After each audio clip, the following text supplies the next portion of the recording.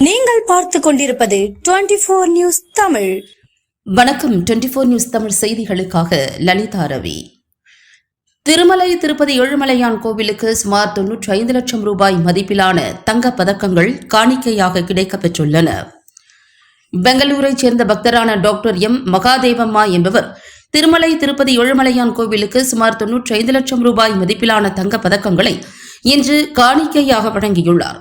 மொத்தம் 753 கிராம் எடையுள்ள 7 தங்க பதக்கங்களை அவர் தனது குடும்பத்தினருடன் வந்து திருப்பதி தேவஸ்தான நிர்வாக அதிகாரி முட்டாடா ரவிச்சந்திரா மற்றும் கூடுதல் நிர்வாக அதிகாரி வெங்கையா சௌத்ரி ஆகியோரிடம் கோவிலின் ரங்கநாயக்கலு மண்டபத்தில் வைத்து ஒப்படைத்தார். ஏழுமலையான் மீதுள்ள அளவற்ற பக்தியால் இந்த விலை உயர்ந்த காணிக்கையை வழங்கிய அந்த பக்தருக்கு தேவஸ்தான அதிகாரிகள் பாராட்டுகளையும் நன்றிகளையும் தெரிவித்தனர்.